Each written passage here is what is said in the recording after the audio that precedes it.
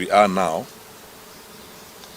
when I think we need to speak to each other candidly and very sincerely about how we see the affairs of our country going.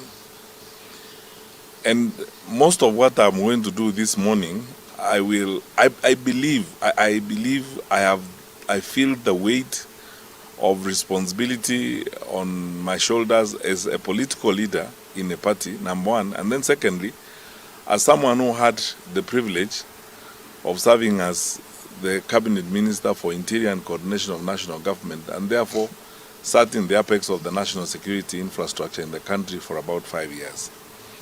We have spoken about these things for a while, but it's now abundantly clear that the President and his government have chosen violence as a weapon for political survival and as a weapon for political engagement. And I'm not going to start where usually people start, with these tired cliches about we condemn in the strongest terms possible, we ask for action. I'm not going to go that direction, because what we are dealing with is abundantly clear to all of us that we have come to a point where certain serious conversations must happen in this country and choices must be made. This is not rocket science. You don't need a degree in geophysics to see what is going on in the country.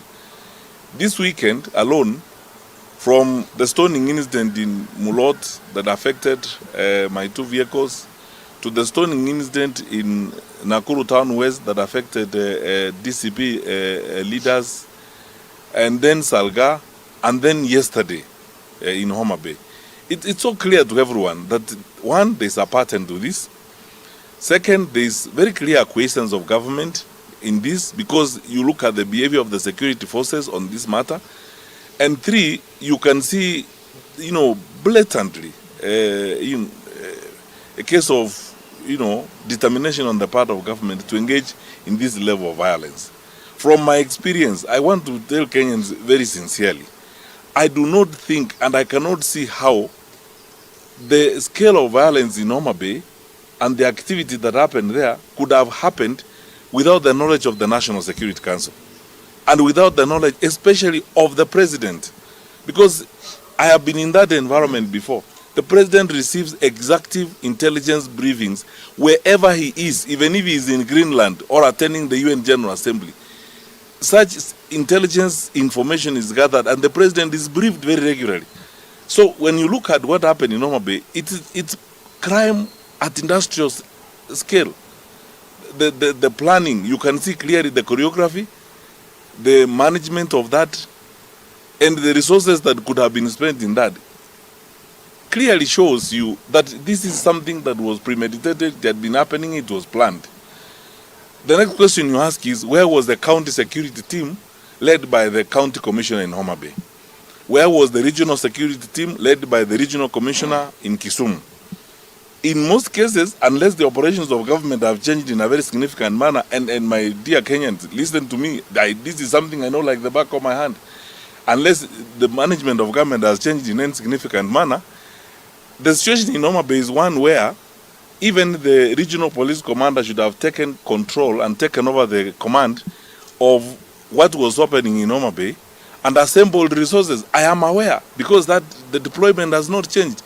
I am aware that in that region, the police have got even special resources. There are border police, there is a GSU.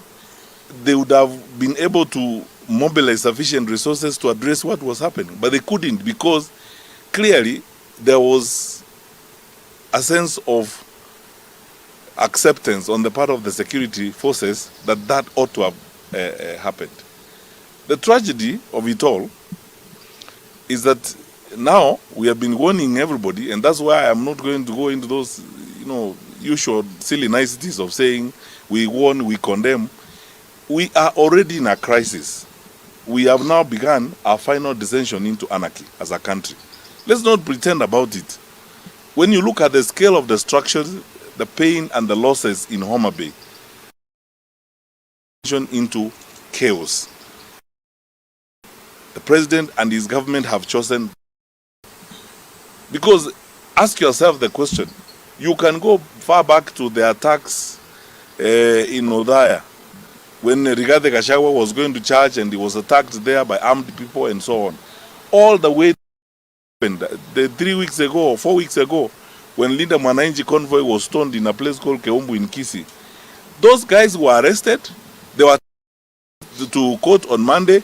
There wasn't a prosecutor, there wasn't a file, there was nothing. The magistrate released them, they walked away.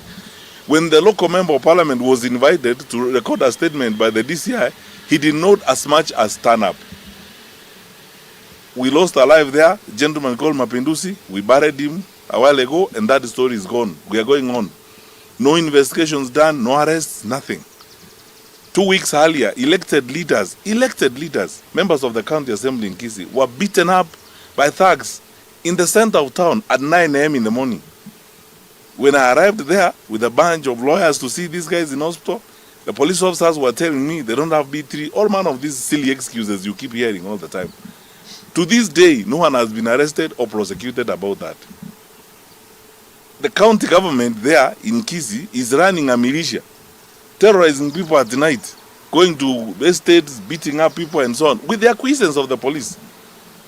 Because the police know this. And everywhere in the country, you saw online last week what happened here in Allingham 1 month ago on Thika Road. 9 o'clock in the morning, thugs closed the road and terrorized people. We have begun our final descension into chaos. The question now for us as Kenyans is, how do we approach this and what are we going to do? So we are beyond condemning, beyond threatening, beyond asking for action. I think for me, beginning now, and I will consult with my colleagues in the opposition, we are going to have a retreat next week, and all Kenyans of goodwill, let us now engage our thoughts and minds on how are we going to deal with this government. Because this is not ordinary business. What you are seeing here is not ordinary business. There are no arrests. The political difference is not a good enough excuse to inflict the kind of loss and pain that we have seen this weekend. And while we are on that, and I will discuss more of this when I get another opportunity, there's stuff that people are not talking about. The government has decided to now begin, in addition to terrorizing opposition leaders, if you did not know, and some of my staffers are here, they will tell you, they began a new wave of digital terrorism against the opposition. They have acquired resources from some criminal groups in the nation country, and they are accessing social media accounts of opposition leaders. These days, we get trailed, and my staffers can bear me out. We get trailed by vehicles, I believe they belong to the state, with jammers. We stop to address rallies. Our Wi-Fi is interfered with. You cannot communicate. I was checking with my staffers who were checking with the team that Rigathi Gachagua was traveling with over the weekend. They have begun experiencing the same challenges on the trail. And these are jammers. I believe this is the work of the state. Who has the capacity to do that? You have seen unprecedented investment in propaganda, fake news, and so on. Last week you saw a letter purported, or a statement purportedly authored by Kanze Dena, the communication head of the fourth president, claiming that President Kenyatta has said he's not going to meet with Rigathi Gachagua and so on and so forth. All that is the work of the state. Now the state is investing huge amounts of money in propaganda, in fake news, and so on, targeting the opposition and so on, instead of focusing on the challenges we have as a country. All these are acts of a government that is not interested in the order and stability of the country. And let us not delude ourselves. Let us not delude ourselves. Countries that have begun this path this way end up like some of our neighbors. The level of anarchy in the country and the evidence of state failure is all over, is replete. And by the way, we talk to senior officers even in the security sector. They are demoralized, they are so frustrated. Where do we get some of this information? Is senior security officers, some of who talk to us, and they are equally demoralized. They are frustrated. They tell you all these things. They say this is unprecedented. The level of state-supported or state-tolerated crime against the people of Kenya is unacceptable. So I think the government has made its choice on this particular matter. It's now upon the people of Kenya to also now make their choice.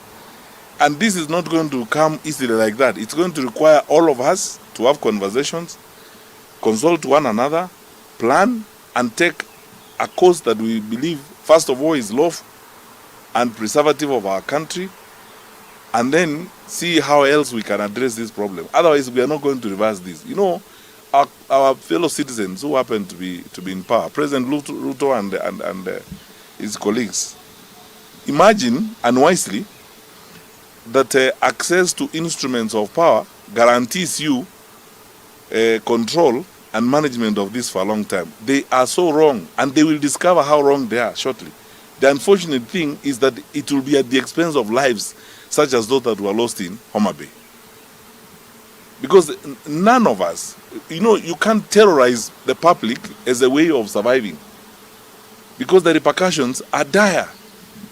When Wananchi begin to respond to this terrorism, to this madness by the state, you will not be able to control the country. You are radicalizing the country to a point where you won't be able to control it. When people rise up against this, it's going to be completely uncontrollable. Because ask yourself the question, these people you are paying, these thugs you are paying and goons and all that, to terrorize your opponents, when they are done terrorizing your opponents, what are they going to do? They are going to turn on you, first of all. They will come to your houses. They will want this money. You are socializing them to a consistent supply of income through crime. And that is not going to be the way of sustaining our country. Finally, because we are in this, and then let's be very honest with each other. We've not been here before as a country. This is unprecedented. It's unusual. And I'm not going to waste my time saying we condemn this in the strongest terms possible. We are done with condemning. How many times are we going to condemn? Memoranda has been taken to the Inspector General of Police. Representation has been done to the parliamentary committees. Faith-based leaders. Because if I am in leadership and people speak to me the way the Conference of Catholic Bishops spoke, I would actually be worried. The PCA bishops and all these people, if you are a leader and your religious leaders in your country speak to you the way these leaders have been speaking, you of course to be concerned and do the right thing. But it's abundantly clear they don't care. They just simply don't care. They're playing for one thing, survival. And nothing matters. The independent institutions will be abused. Security sector institutions will be abused, so that one end is achieved, political survival. Unfortunately, the cost is very high. So I take this opportunity, painfully and sadly, to convey our condolences as a party to those who lost their lives yesterday, including a Form 3 student. That's how low we have sunk. Then urge my colleagues in the opposition that time now has come when our sense of commitment to opposition unity is going to be tested. Our sense of patriotism is going to be tested. Our nerves are going to be frayed. Our patience is going to be taxed. And the temptations even to split us are real. What gift could you give this government than seeing opposition leaders either calling each other names in public? We as Jubilee are determined to stay in this for the long haul. We will play our even we ourselves do not like, or things that table and discuss them. We will not fall into the trap of breaking the first commandment when you are at war. thou shalt not turn fire on your compatriot. The challenges we have are coming from one direction, the government of the day, and now is the time for us to cross ranks, work together, and ensure that we do the right thing for the country. I pray that we fall into those temptations of focusing on each other and criticizing each other, and sometimes using language that is intemperate. Patience is being tested. Some of these things are done by government so that we can fight amongst ourselves. We must refuse to walk down that. We as Jubilee are going to refuse to walk down that path. We will work together to ensuring that unity prevails, to ensure that we stay together and move forward to deliver this country challenges it now faces. The worst, the crime and insecurity initiated, supported by elements of government. Finally, before I finish, you wonderful people in the press, I want you to check this on your own. Over the years, when we were in government, we always periodically did a mop-up of small arms in the wrong hands because of where we find ourselves as a country. We have porous borders around us, and we have conflict virtually in every one of our neighborhoods. And because of that, we sustained that practice of mopping small arms and burning them every so often. What is harrowing to me, even with the knowledge I have on how the security sector operates, there were armed people in that Homa Bay meeting, some of them shooting. Nobody knows whether they are actually people from the disciplined groups. My sense and suspicion is that there are far too many small arms in the wrong hands in the country, which is now fueling up the confidence of criminals and criminal activity. Now, how do we go to an election in that kind of environment? I don't want to say we're asking the government. This is common sense. It's something they know they ought to do. It's something they know they ought to do. And if they are not doing it, they are not doing it deliberately because they have an end they want to achieve. I cannot imagine how, with the kind of security resources we have in the country and the kind of infrastructure we have, we could see the violence in the scale of what we saw in Homa Bay. For 2 days, a rural county in Kenya is actually under the spell and control of criminals. For 2 days. And we behave as if this is normal. I have done my duty as a leader on behalf of my colleagues. I have pointed out to the country and I have warned that we have begun our final descension into chaos and anarchy in this country. The question is, what are we going to do as a people? My suggestion is we will have to sit down, consult all actors and choose which path we are going to follow. Because we are beyond that idea of saying we condemn what happened yesterday. We are beyond condemnation. That's what we do every time. And they know, I want to tell fellow Kenyans, people know that I usually speak bluntly this way. Let's stop this pretense. You know, we are not dealing with a normal situation now in the country. We are not. Where? When you see those kinds of things happening, and who will tell me? Who? The county commissioner or the regional commissioner to tell me that that kind of stuff would happen in your area of jurisdiction and you don't have backing from your bosses to witness that kind of nonsense going on there, where citizens are being hurt and being maimed because of politics in broad daylight?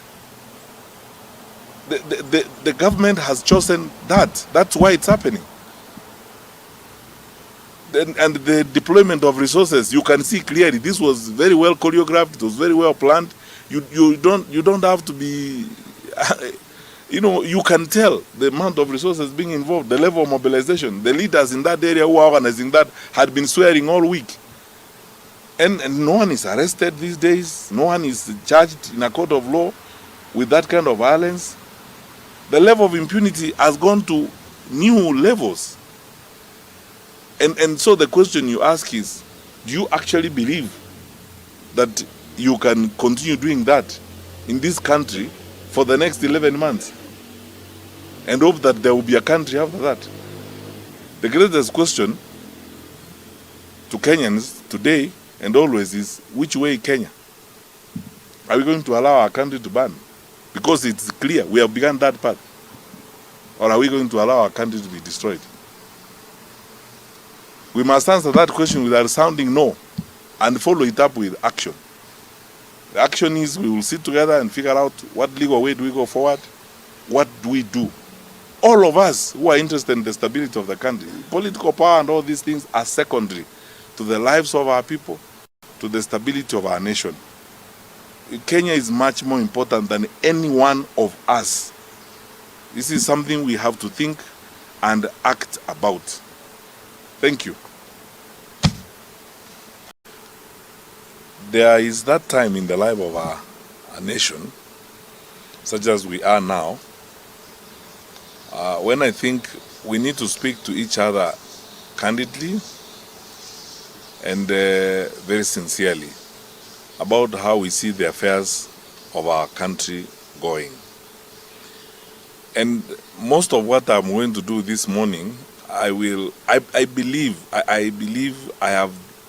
the weight of responsibility on my shoulders as a political leader in a party, number one, and then secondly, as someone who had the privilege of serving as the Cabinet Minister for Interior and Coordination of National Government, and therefore sat in the apex of the national security infrastructure in the country for about 5 years. We have spoken about these things for a while, but it's now abundantly clear that the President and his government have chosen violence as a weapon for political survival and as a weapon for political engagement. And I'm not going to start where usually people start with these tired cliches about we condemn in the strongest terms possible, we ask for action. I'm not going to go that direction. Because what we are dealing with is abundantly clear to all of us that we have come to a point where certain serious conversations must happen in this country and choices must be made. This is not rocket science. You don't need a degree in geophysics to see what is going on in the country. This weekend alone, from the stoning incident in Mulot that affected my 2 vehicles, to the stoning incident in Nakuru Town West that affected DCP leaders, and then Salga, and then yesterday in Homa Bay. It's so clear to everyone that, one, there's a pattern to this.